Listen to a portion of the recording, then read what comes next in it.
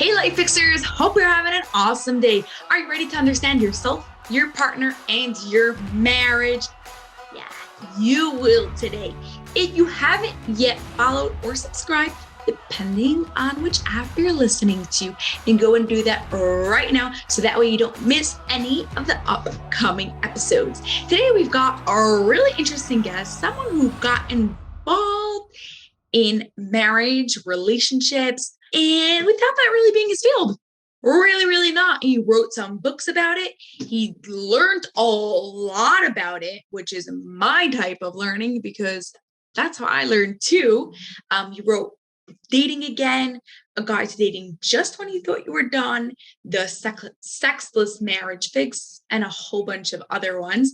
And I am excited to be speaking to him today about the 6 things that can cause problems in your marriage. Thank you so much, Robert, for being here. I'm excited to be speaking with you. You want to start by telling us something you did as a kid that people still laugh about today. That they still laugh about today. Gee, I was a bedwetter, but I probably shouldn't tell that in public. However, I was. And I wasn't probably till I was about 18. No, I'm kidding. I was until I was about 10. And that was very embarrassing because I couldn't go to any sleepovers. Of course, I don't think too many people laughed about it because I didn't advertise it like I just did now. But otherwise, I guess, fortunately, I wasn't laughed at too much as a kid. Oh, wow. So what made you decide to say it now? I have no idea because I couldn't think of anything else. And I thought that was the most embarrassing thing. And I don't know why it was interesting. You popped a good question and I just couldn't think of anything else that people laughed at me for because I was such a wonderful child. Aww. Well, you know that bedwetting usually comes from, I'm sure you know, from like emotional reason or something else. That's why. So probably, yeah, I'm sure. Anxiety, separation, who knows? Yeah. But I did eventually stop and I'm great now. I don't wet my bed maybe once a week, but not more than that. I'm kidding. These are jokes. I know. Oh, you're good. When I tell a joke, please laugh. Otherwise, people might go, "Oh my God, he's serious." Oh, so you need me to laugh? I was going to play along. You're so vibrant. You're so outgoing and so happy that then when I tell a joke and you don't smile, I go, "Oh my God, she thinks I'm serious." I just didn't get it. That's it. That's all right. Well, no that problem. happened to me when I was in England, and like England has their own sense of humor, and they didn't understand ours. They didn't understand. I didn't understand theirs, but ever since then, I'm fine. You have a very interesting history. So I did know you were in England for a period of time. Very fascinating. How do you know that? Because I read it on your site. You did research. And what was the thing that people laughed about you when you were a kid? What was the thing that people laughed about me as a kid? Well, it depends in what direction you want to take it. Something that I did funny or something that I was laughed at. I was laughed at a lot. I was laughed at for not being able to read. I used to wear like a really high pony ear and would like, it was really long, like down to my waist. And I would like put it in one long curl and I used to have like people pull it. I used to have all these different weird things. Well, you turned out pretty darn good. So that's great. I'm glad to hear that now, right? Not 10 years old anymore. Okay, so tell me, what are the 6 issues that people have to be aware of that might creep into their marriage and just turn everything sour? Very important point because you want to prevent problems when you're young instead of fixing them when you're old. That is the key. There are 6 key issues, and let's start with physical issues. You have physical issues, which include things like health-wise. A person who has heart disease will have physical issues about having sex. They will have issues in their relationships because sex is a key part of a relationship. Now, how could that apply to a 20 or 30-year-old that listens to your show? Well, very simply, if you don't take care of yourself at 20 and 30, you're going to have heart conditions at 40, 50, and 60. So taking care of yourself is a key way to avoid physical issues. Of course, there are 1 second. But if someone has a physical issue and the other partner just says like, okay, too bad, I don't care, you can't, let's say, have sex with me because you have a heart condition or something. I don't know. There's something deeper in that relationship that's not so healthy if they're just like throwing it about because of something Oh, Because absolutely. But I mean, it's a reality. If sex was an important part of a relationship and one suddenly can't do it, it becomes an issue. So yeah, it shouldn't be the key thing in a relationship. As a matter of fact, if both people don't have sex in the relationship, doesn't matter. You could have a heart condition, it won't matter. You're not having sex anyway. But it's just something that what I'm saying is you got to take care of yourself, and people don't today. We're overindulgent. We drink too much, we eat too much, we don't exercise enough, and these are the things that young people in their 20s and 30s should be aware of. Now, most people your age, I'm assuming you're in your 20s or 30s or whatever. You look very young, but most people that are young do exercise today. They do take care of themselves to an extent, but it goes downhill. And as we were talking earlier, when you get older, you run into these problems. So why not prevent them now? That's the whole point, trying to take care of yourself so that you don't run into physical issues. But aside from things like heart disease, there are physical issues that come into play. Menopause is a physical issue. There are many aspects of menopause. Now, your audience doesn't maybe relate to that now, but it's coming. It happens. So this is another thing that has physical and hormonal elements to it, and we'll talk about that in a moment. But there's also erectile dysfunction is a huge problem as people get into their 40s. So your audience, being 20s and 30s, are not that far away. When they get into their 40s, guys start having some issues. Not everybody, obviously, but some do. And there are two kinds of erectile dysfunction. There's psychological and there's physical. So what is physical from? It's because the blood vessels get clogged. And that again has to do with taking care of yourself so that you don't have too high cholesterol and everything stays stable. As a matter of fact, one of the predictors for heart disease is erectile dysfunction. But if it's psychological erectile dysfunction, then it has nothing to do with your blood vessels being clogged. So those are the first area that I wanted to mention were physical issues. Next, you have psychological issues. There are psychological issues that come to play that cause problems in relationships. And these could be things like depression, personality disorders. There are like 10 different personality disorders. Unfortunately, people that might be listening to you are already involved with somebody that exhibits personality disorders. We have something called narcissistic personality disorder. And people bandy about the term narcissist. Oh, you're a narcissist. He's a narcissist. Narcissistic personality disorder is a whole different animal. And if one is married or connected to a person that has narcissistic personality disorder, or a person who is bipolar, another psychological issue, or a person who is borderline. Did you ever hear the term borderline? People that are borderline are very difficult to live with. So these are the psychological issues. And certainly the big one is depression that affects a lot of people and it can hurt your relationship. So when so people are, yeah. so at what point do you say, okay, this is not a healthy relationship, he's just a narcissist and it is just like becoming abuse, versus someone's in depression and they really need help and you want to be able to help your partner? That's a great question. If some of these things are not treatable or very poorly treatable, if you wind up with a person who has borderline personality disorder, you kind of have a big problem because treatment is not usually good. Now, if you love somebody, which hopefully these people are in a relationship where they love each other, you will try, you will make efforts. But if you're getting abused, if you are being eaten alive by a person's personality disorder, you need to abandon that. You need to consider getting out of it. I always feel you should make the attempt to heal it, to try to get it better. But yeah, you're right. Some of these things are not treatable.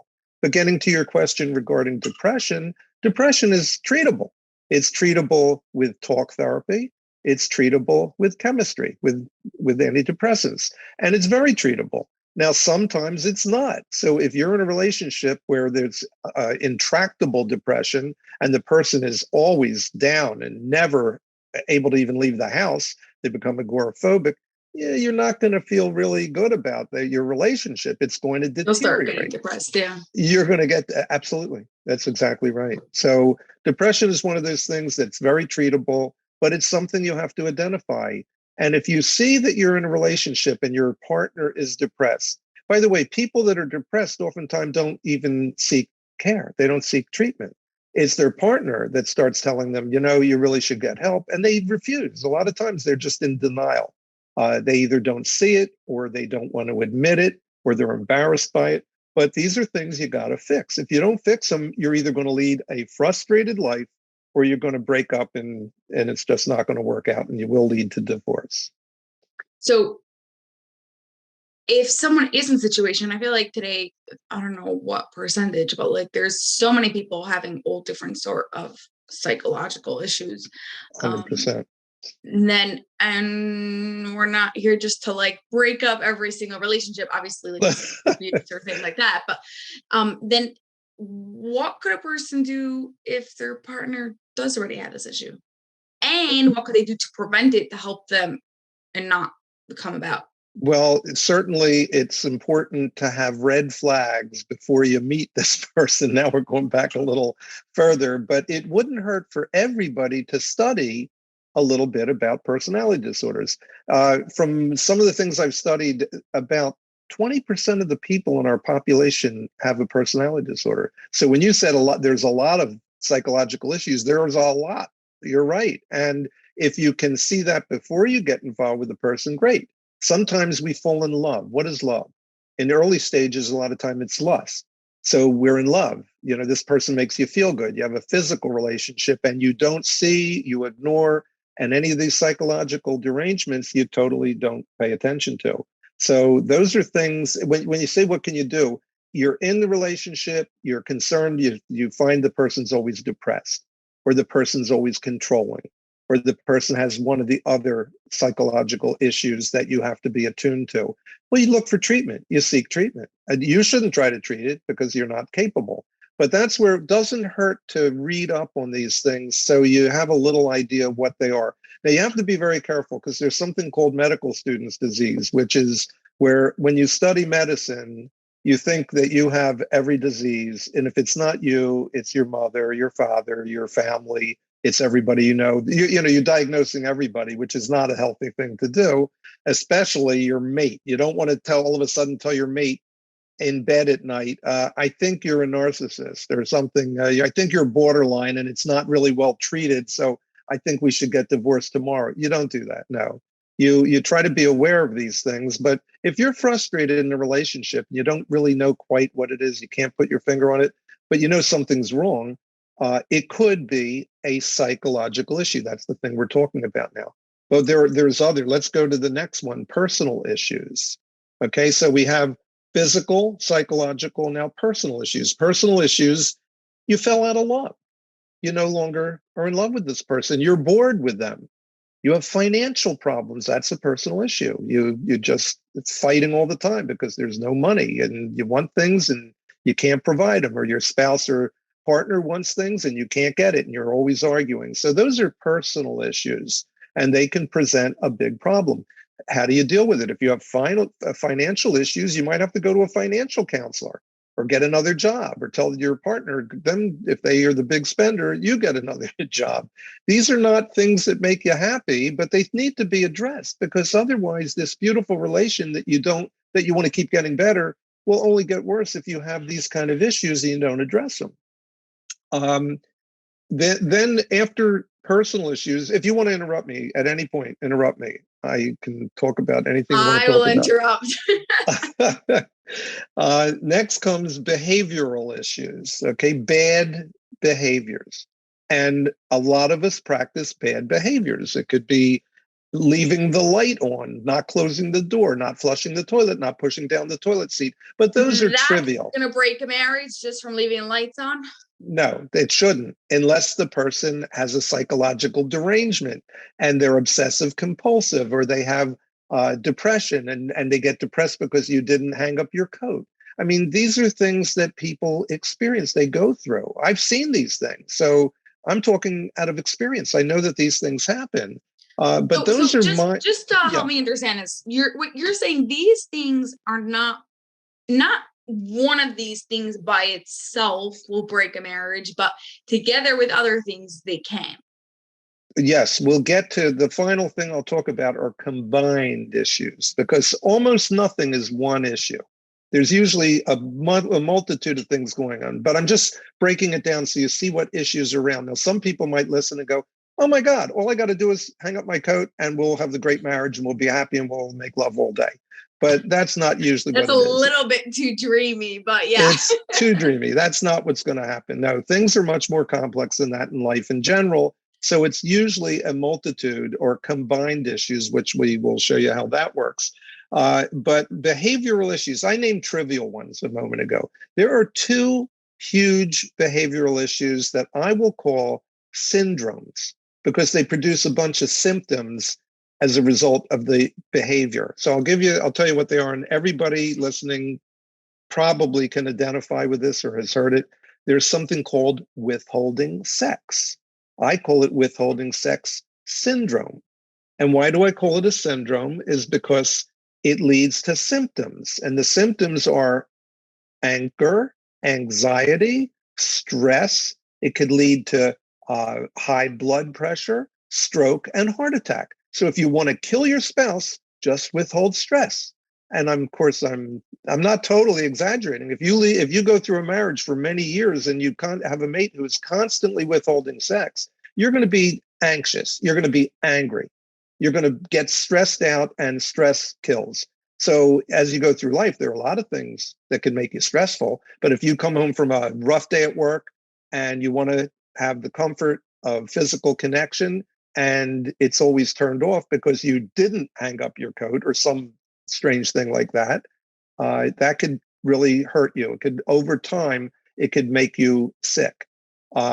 The next one that I call a syndrome, and by the way, withholding sex could be men or women.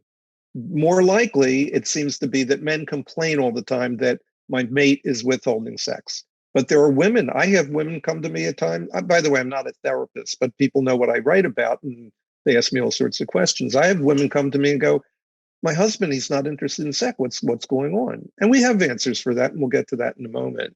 But so the behavior is, the other behavior that's a syndrome is would be neglected partner syndrome, where you're not addressing and attending to and keeping with your partner. You're ignoring them. And that's a bad behavior. Now, that bad behavior could be because of another bad behavior, because you're having an affair with somebody else. That's another bad behavior. But neglected partner syndrome does the same thing withholding sex does. So you wind up having anger, stress, anxiety. You can get high blood pressure. You can have stroke and heart attack and die. So another way to kill your mate, just don't pay attention to them. Again, sort of jesting. Some other bad behaviors, grooming. I know a situation where a fella didn't have sex for years, and his wife, the reason she claimed she didn't want to have sex with him, he had bad teeth. It's like, okay, that, by the way, that could be a valid reason. Maybe fix your teeth. If it's repulsive to your mate, try to fix them. But he evidently My question is why she got married to start off with. Well, the teeth got worse. Okay. So you see, again, you're young. You're looking at a short, couple year span, but this was over a number of years. And by the way, remember before I said sometimes we're in lust. So when you're in lust and the teeth aren't that bad, you may not be troubled. But as the person gets periodontitis and gum disease and bleeding gums, that could be a real turnoff. So it's just an interesting case that I happen to know about. And it turns out that this is a physician yet. He winds up having affairs with patients, which is bad behavior. The wife didn't care because she had no interest in having sex with him anyway. And by the way, it wasn't just his teeth. She had no libido. And we'll talk about that in a moment. So in that kind of situation, grooming.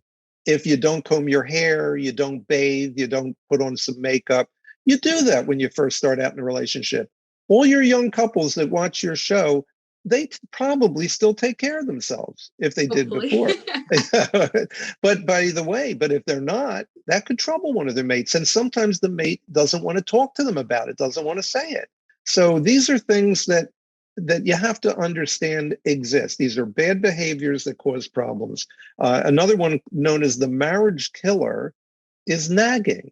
Okay. Now, generally, women will nag their guy to do something, and he doesn't pay attention because he's neglecting his partner. So it causes tension in a relationship. So people that are watching may be experiencing that. They may go, my God, my husband nags me, my wife nags me, I'm getting nagged all the time. It's a marriage killer. Yeah, you have to recognize it's a behavior and you have to fix it. And how do you fix it? You try to do what they ask the first time instead of it. By the way, if you ask once, it's not nagging. If you don't respond and they have to ask twice, maybe it's not nagging. But if you never respond, never fix the thing that they need fixed, never take out the trash, you're going to be nagged. And nagging is not healthy.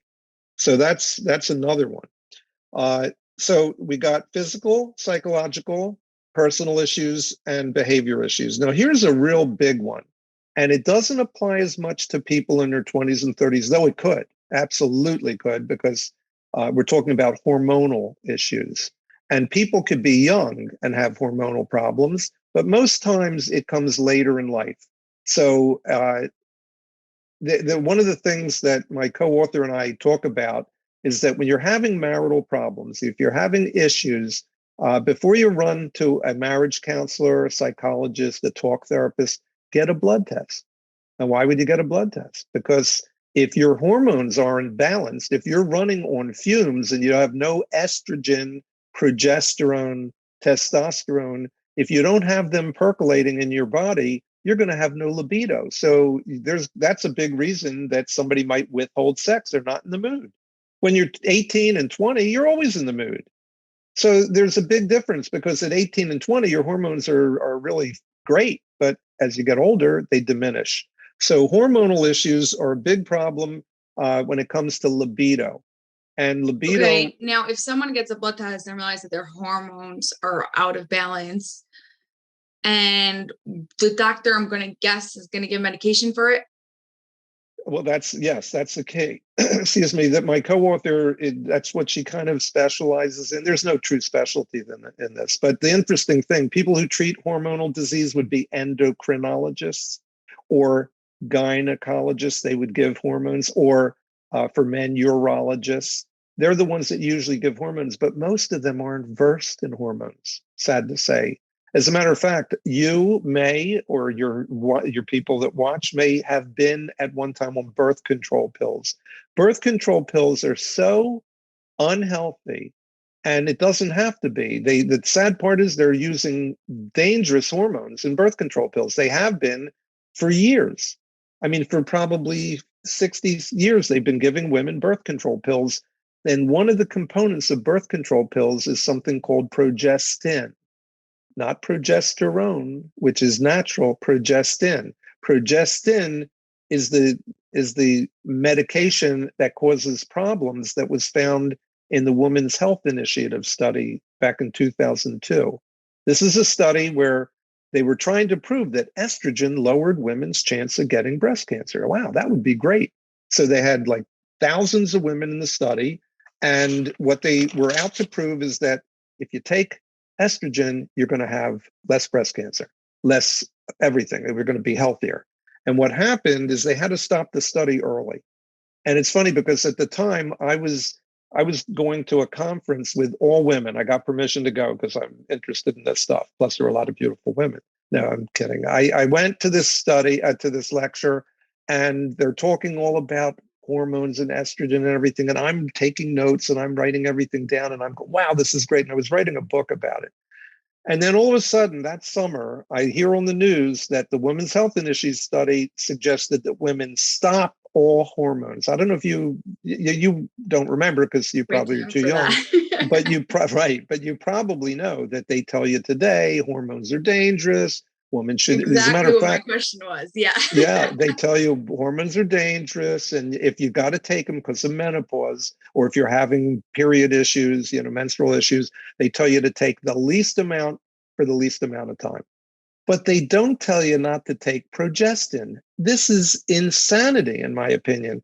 And a lot of the people that I just mentioned that might give you hormones, your gynecologist, your urologist if you're a guy, an endocrinologist if you're really having issues with your period, a lot of them sadly don't appear to know what they're doing, Because when they did this study, the Women's Health Initiative study, they gave them something called Prem-Pro.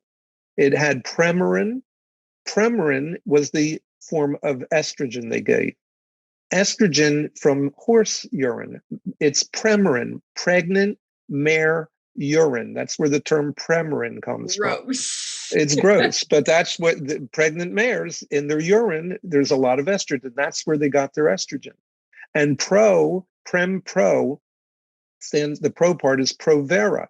And that was where they got the progestin, not progesterone, progestin, which is dangerous. So go take a look at your birth control pills and see what it says. Now, here, this is interesting because they found out in the Women's Health Initiative study that women were getting more breast cancer. They were getting blood clots in their lungs. They were getting strokes. So that's why they stopped all this. But there was a side study going on that was just giving estrogen, no progestin. And those women had less breast cancer. Like, why didn't they address that? They never addressed that. It was the progestin all along. So basically, today, if a woman is, or a guy is out of balance and wants to get back into it, then they really should consider getting what's called bioidentical hormone replacement therapy.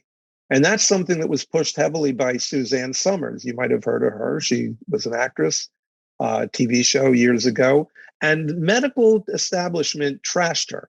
Oh, no, this causes cancer. This is dangerous. This is horrible. But the reality is it was the progestin, not the estrogen that's natural, the bioidentical, which is the same thing you produce at your age that you can take as a supplement as at an elder age. And it can be delivered through creams that you put on your skin, vaginal ointments.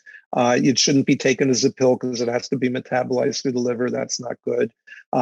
So there are ways to take hormones. A thing for guys. Now, this is your guys that are 20 and 30. Right now they're probably having no trouble having sex. They're vital. They're virile. They have a lot of testosterone running through them. And by the way, that's what gives a guy a libido.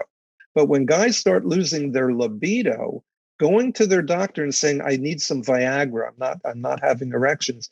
Viagra is not for libido. If you're not in the mood, Viagra is not going to solve the problem. You really need to fix the testosterone. Now, a lot of guys, years ago, 10 years ago, if you went to your doctor and said, I need some testosterone, the first thing they said, no, it causes prostate cancer. Well, the reality is it doesn't.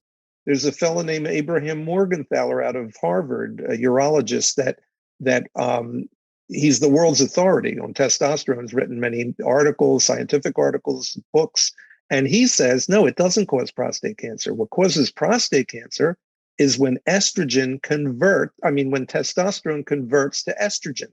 All these hormones go back and forth. They can convert from one to the other, and they all come basically from cholesterol. So we have doctors, as you get older and your cholesterol's going up, we have doctors that we got to lower your cholesterol. Well, great. You're also lowering your sex hormones. And it's unfortunately, medicine has not caught up.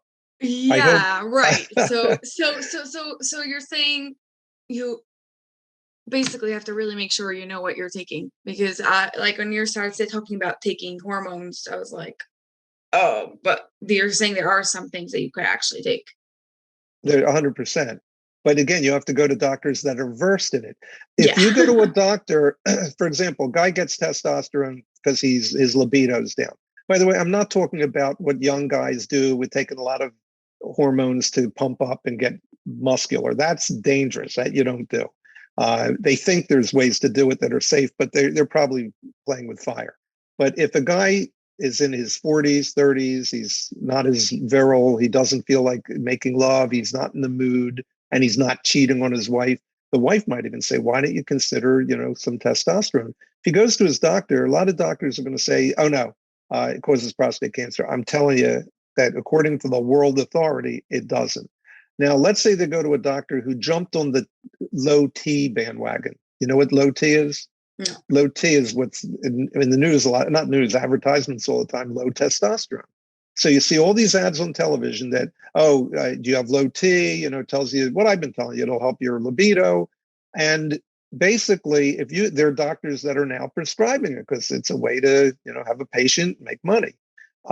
If your doctor gives you testosterone, or if a woman gets estrogen and progesterone, And if your doctor does not do blood tests on you on a regular basis, you're in the wrong office, because you have to make sure that when you're getting testosterone, that it's not converting to estrogen, or it will cause prostate enlargement and ultimately could cause cancer. And if you're getting estrogen, you got to make sure you're getting the proper estrogen, no progestin. You're getting progesterone. And then the chance of you having breast cancer are much diminished. But if you take the wrong hormone, it increases your chance of sickness and illness and infirmity. So the hormone issues are huge. And the young people don't realize it yet, but they should be aware of it. They should keep it in the back of their mind that if they're having some of these issues, if they're not in the mood, if your wife isn't in the mood, if your husband isn't in the mood, there's a reason to get a blood test to make sure your hormone levels are good. And then finally, the last issue is the combined issues. So, and that's what you brought up earlier. You said, could one thing make it so that people are going to have a bad marriage? No, it's not one thing. It's usually a multitude of things. So I'll give you an interesting example. Let's say a woman is going through menopause. Okay, that can make her depressed. So now she has a psychological issue, depression, based on a hormone issue, which is the menopause, where she's not producing enough estrogen. She starts withholding sex. That's a behavior issue. And it also could be a physical issue, because sex starts hurting possibly when you're in menopause, or if your hormones aren't balanced. So her husband, Tom, he gets depressed because he's not having sex. He starts ignoring her, which is a behavior issue. So he now has a psychological issue, a behavior issue, and Mary gets more depressed because he's neglecting her. All it takes in that particular scenario, which is a multitude of things going on, a lot of issues, all they need is a blood test, maybe get Mary balanced so her menopause isn't terrible, and for many women it's terrible, and all of a sudden things come together and their marriage improves and they get back together.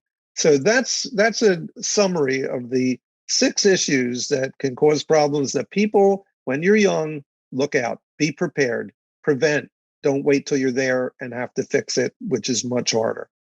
Yeah, Questions? I really like this, because I really, really think that the first step to anything, any sort of change, is the awareness of it. And this makes you really aware of it even before it happens. Before you have any of these issues, you're aware of them. You could look out for them. You could check out and see, are any of these things maybe headed in the wrong direction, and see what you could do to actually go and change it. You're very bright, and that's why you have a nice podcast, because you know your stuff. You're attuned. You really are. That's excellent. Thank you. You get an A. I'm curious, on a little bit of a different note, how did you get involved in all this marriage stuff, if that is not your field? That's a really excellent question. Somewhat personal, but I can espouse it now. I was in a bad marriage. Everything I'm talking about, I experienced.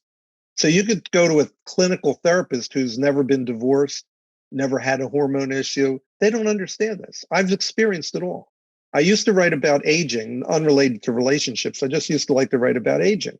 After I got divorced, I wound up on dating sites. I wrote a book called Dating Again, because when you screw up, you're going to be dating again. Yeah. And when I went on dating sites, I met a woman who was into bioidentical hormones. That's the one I wrote the book with. I was fascinated by what she did. So I went out on a date. And by the way, I really didn't even want to date her in that particular time. I wanted to just meet her because I wanted to talk about things, because I wrote about it and she wrote about it. I guess she didn't write about it as much as I did, but she wrote about it. So we went out. We wound up having a baby together, not the kind of baby you're thinking about, but we had the book. We created a book, and that was our baby. And even though we're not dating today and she's happy, I'm happy, we did do that. So I really got into this because I want to keep people from having the problems I had.